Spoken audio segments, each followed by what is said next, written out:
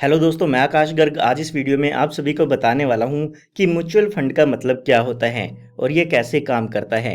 तो mutual fund में mutual का मतलब होता है कुछ लोगों का एक साथ आना और फंड का मतलब होता है पैसों को इकट्ठा करना। यानी कि कुछ लोग इसमें एक साथ आते हैं और अपने पैसों को इकट्ठा करके किसी एक कंपनी को दे देते हैं ताकि जो वो कंपनी है वो उस पैसे को इन्वेस्ट करके आपको उसमें रिटर्न दे सके।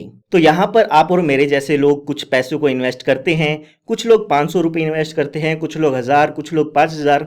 तो जितना भी अमाउंट जिसके पास होता है वो उसी के अकॉर्डिंग अपना पैसा कंपनी में इन्वेस्ट करता है। तो यहाँ पर जो ये म्यूचुअल फंड कंपनी होती है उसे हम एसेट मैनेजमेंट कंपनी कहते हैं या हम एएमसी कहते हैं। तो हम जैसे लोग यहाँ पर इस कंपनी में पैसा इन्वेस्ट करते हैं। उसके बाद इन कंपनी में एक फंड मैनेजर होता है जो कि हमारे पैसों को मैनेज करता है। उसके पास काफी सालों का एक्सपीरियंस होता है जिसके बेसिस पे वो हमारे पैसों को आगे इन्वेस्ट करता है। तो ये जो फंड मैनेजर कंपनी में होते हैं उनका काम यही होता है कि जो भी ये फंड है उनको सही से मैनेज करना और उससे ज्यादा रिटर्न कमाकर अपने इन्वेस्टर्स को देना।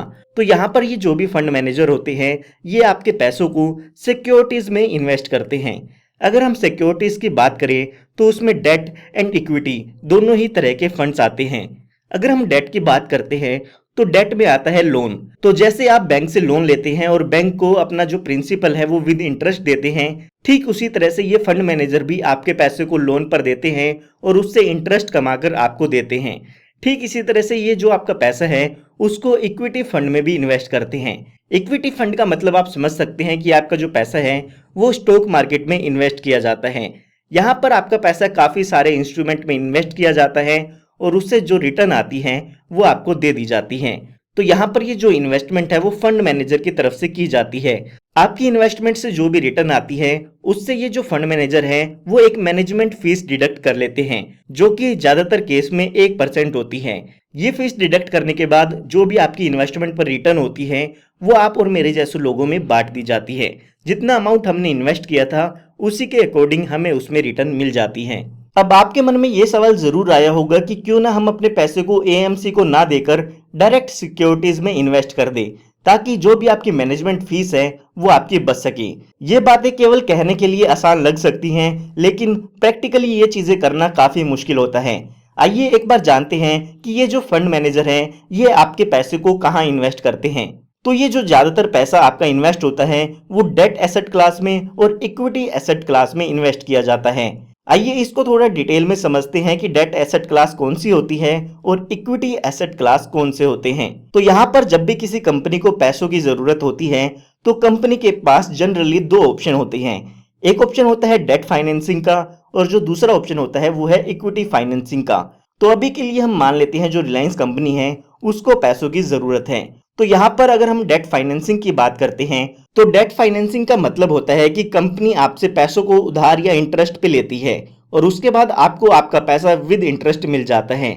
ये ठीक वैसा ही है जैसे आपने बैंक से लोन लिया और बैंक को बैंक का पैसा विद इंटरेस्ट आपने दे दिया। ये एक काफी सेफ इन्वेस्टमेंट होती है जो कि ज्यादातर लोग करते हैं क्योंकि इसमें आपका फिक्स इंटरेस्ट आपको मिलता है और आपका पैसा भी सेफ होता है। दूसरा यहाँ पर जो ऑप्शन होता है वो है इक्विटी फाइनेंसिंग का। इक्विटी फाइनेंसिंग में कंपनी आपको कुछ हिस्सेदारी को देकर आम जनता से पैसे लेती है। आपने कई बार सुना होगा कि किसी व्यक्ति ने एलआईसी के शेयर को बाय किए हैं या फिर रिलायंस या एचडीएफसी के शेयर को बाय किया है। उस केस में जो भी व्यक्ति कंपनी का शेयर बाय करता है उसे कंपनी की हिस्सेदारी मिल जाती है और बदले में उस व्यक्ति को कंपनी के प्रॉफिट्स का हिस्सा मिलता है जिसे हम डिविडेंड भी कहते हैं। और साथ ही कंपनी अगर अच्छा काम करती है तो शेयर के प्राइस भी उसमें इंक्रीज होते हैं जिससे आप उन्हें उन शेयर्स को बाद में सेल करके एक अच्छा प्रॉफिट अर्न कर सकते हैं।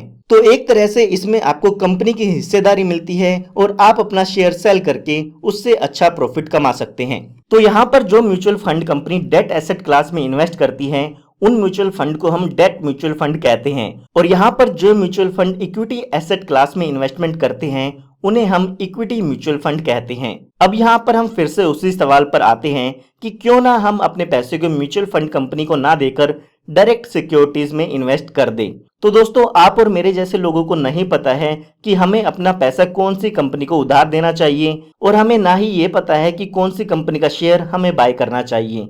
अब जिस भी कंपनी को हम अपना पैसा देते हैं तो वो कंपनी हमारे पैसे को अपने बिजनेस में लगाते हैं और उससे जो भी प्रॉफिट होता है उसका कुछ हिस्सा वो कंपनी हमें दे देती है।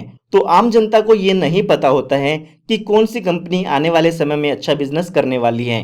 तो जिस भी कंपनी में आपने पैसा इन्वेस्ट किया है, अगर वो अच्छा काम करती है तो आपको अच्छा प्रॉफिट मिलेगा, और अगर वो कंपनी अच्छा काम नहीं करती है तो उसमें जो आपका पैसा है वो डूब भी सकता है। अब कौन सी कंपनी फ्यूचर में अच्छा काम करेगी उसके लिए आपको काफी रिसर्च करनी पड़ती है, जिसमें आपका काफी टाइम लगता है। इसके लिए आपको काफी नॉलेज की भी जरूरत होती है ताकि इसके बारे में आप अच्छे से रिसर्च कर सकें। साथ ही साथ इसमें आपको ह्यूज इन्वेस्टमेंट की भी जरूरत होती है, क्योंकि कई बार एक शेयर का प्राइस ही 10 से 15 हज़ार रुपए भी शेयर मार्केट में होता है। तो आपके लिए एक शेयर भी बाय करना उसमें काफी मुश्किल हो जाता है। तो एक आम आदमी के पास ना ही इतनी नॉलेज होती है, ना ही इतना टाइम होता है, और ना ही इतना पैसा होता है कि वो डायरेक्टली सिक्योरिटीज में अपने पैसे को इन्वेस्ट कर सकें। इसीलिए आम जनता म्यूचुअल फंड के थ्रू अपने पैसों को इन्वेस्ट करना पसंद करती है।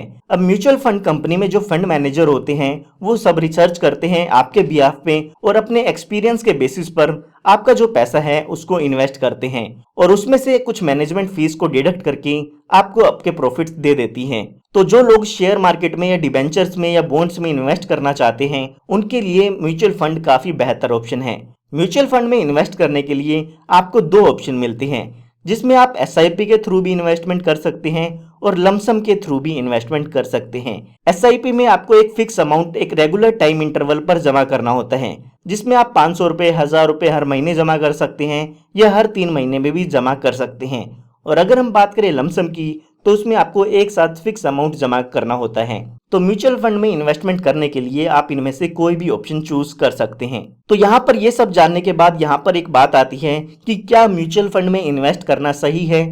तो आपको मैं बताना चाहूंगा कि हमारे देश में 44 से ज्यादा म्यूचुअल फंड कंपनी हैं, या जो एसेट मैनेजमेंट कंपनी है वो यहाँ पर हमारे देश में है। और अगर हम उनके स्कीम्स की बात करें तो मार्केट में 2500 से ज्यादा म्यूचुअल फंड स्कीम्स अवेलेबल है। तो आपको किस म्यूचुअल फंड कंपनी की किस स्कीम में इन्वेस्ट करना है वो आपके लिए जानना काफी जरूरी हो जाता है। यहाँ पर ये जो म्यूचुअल फंड स्कीम है उनकी किसी स्कीम में रिस्क ज्यादा होता है, किसी स्कीम में रिस्क कम होता है। अलग अलग तरह की यहाँ पर म्यूचुअल फंड स्कीम बनाई गई है ताकि आपकी जरूरत के अकॉर्डिंग आपको वो म्यूचुअल फंड स्कीम मिल सके। तो म्यूचुअल फंड में इन्वेस्ट करने के लिए भी आपको थोड़ा सा एनालाइज करना जरूरी है, ताकि आपको पता हो कि आपका पैसा कहाँ पर इन्वेस्ट किया गया है और आपका जो पैसा इन्वेस्ट किया गया है वो सेफ भी है या नहीं है। ये जो म्यूचुअल फंड है वो फिक्स डिपॉजिट की तरह नहीं है, जिसमें आपने एक बार पैसा इन्वेस्ट किया और आपको रिटर्न मिलना शुरू हो गई। कुछ एनालिसिस करके ही आपको म्यूचुअल फंड में अपना पैसा इन्वेस्ट करना चाहिए। काफी लोगों के मन में ये सवाल भी होगा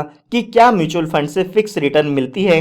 तो ऐसा बिल्कुल भी नहीं है। सिर्फ कुछ ही म्यूचुअल फंड ऐसे हैं जिनमें आपको एक फिक्स रिटर्न जैसी रिटर्न मिल जाती है, लेकिन 100% फिक्स रिटर्न उसमें हम नहीं कह सकते हैं, क्योंकि म्यूचुअल फंड में आपका पैसा डेट और सिक्योरिटीज में लगाया जाता है जो कि अप डाउन हो सकते हैं। तो मिलता हूं आप सभी को एक नई और एक्साइटिंग वीडियो के साथ। तब तक के लिए आप सभी को goodbye and take care.